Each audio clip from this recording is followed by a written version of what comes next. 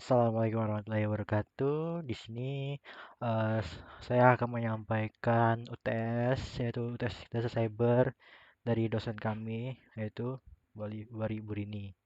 Di sini kita diberikan 3 topik pembahasan untuk dan membuat sebuah video tentang itu.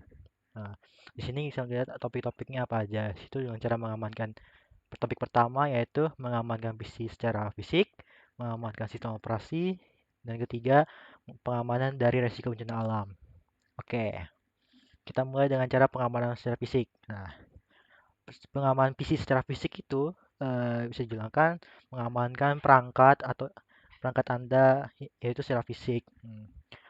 Pengamanan fisik ini merupakan aturan pertama yang saya tahu, itu merupakan aturan pertama dalam IT, yaitu mengamankan secara fisik.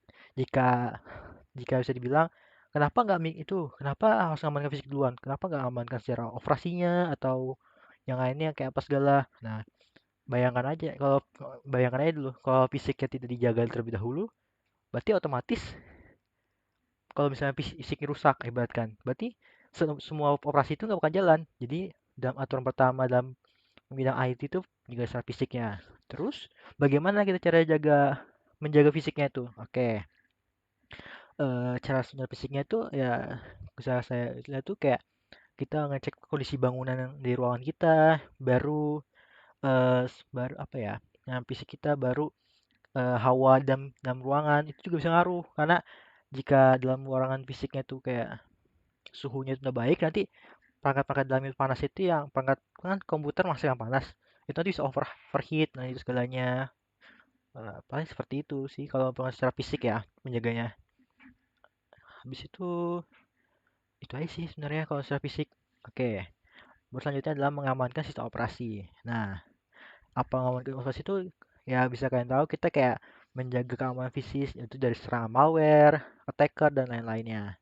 Jadi itu ada serangan tuh berbagai macam. Jadi ada yang bisa disengaja dan dan tidak disengaja. Nah, untuk serangan yang disengaja itu kayak serangan hacker atau malware yang gitu. Serangan tidak sengaja itu kayak kecacatan dalam pengiriman barang atau metode, atau biasanya kan kayak secara tidak sengaja tuh kayak kita beli PC atau laptop itu tiba-tiba kita beli itu misalnya Windows error apa segala itu.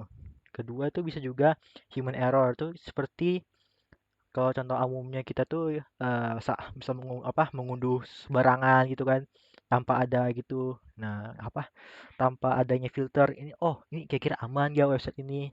Siapa tahu yang kita download itu mungkin sebuah virus yang bisa mengganggu atau trojan.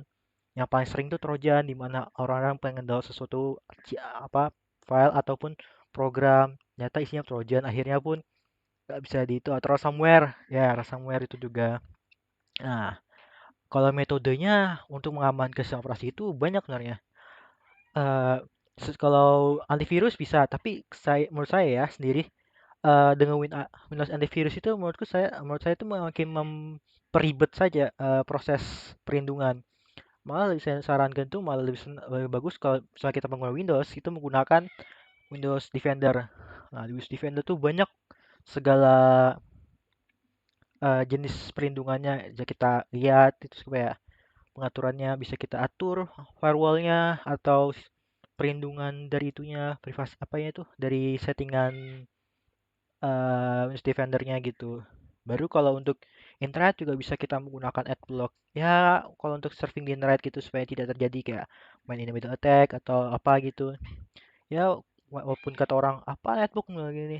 Nah, menurut saya sih dengan ada adblock itu internet lebih aman dengan cara misalnya kan kita ada ngebuka website kan biasa ngedirect ke suatu website tertentu. Nah, itu kan bisa diblok sama itu WhatsApp adblocks. Jadi usah memperlindung aja sih siapa tahu serangan gitu. Nah, oke.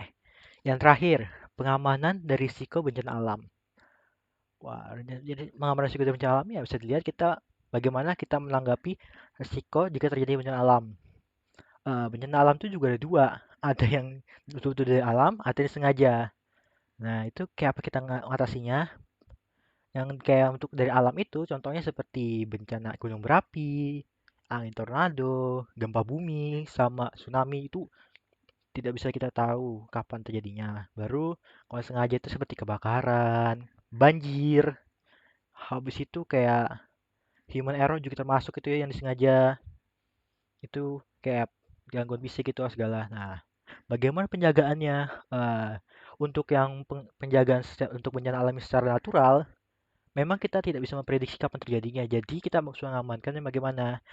Kan itu bencana yang natural tuh besar, itu kan kayak gunung berapi meletus, baru gempa bumi, tsunami, itu kan nggak mungkin kita sehebat sebuah perusahaan ngangkat server segudang apa segede lemari beratnya. Nah, jadi cara mengamankannya itu dengan cara mode mode backup melalui cloud atau enggak melalui server cadangan yang berbeda kota atau berbeda daerah. Nah, pengaman cloud itu yang menurut saya yang paling bagus itu adalah mode cloud itu tidak cuma yang perusahaan gede saja yang bisa melakukannya. Kita sendiri pun bisa melakukannya, yaitu dengan cloud atau mungkin kita mau coba Google Cloud yang kayak apa itu namanya? Saya bisa lihat sini. Eh apa Drive ya? Nah, kalau di Windows tuh. OneDrive. Ya, OneDrive. Di OneDrive itu yang dari Microsoft atau third party yang lain yang di luar kayak gitu. Itu kalau untuk nggak alam.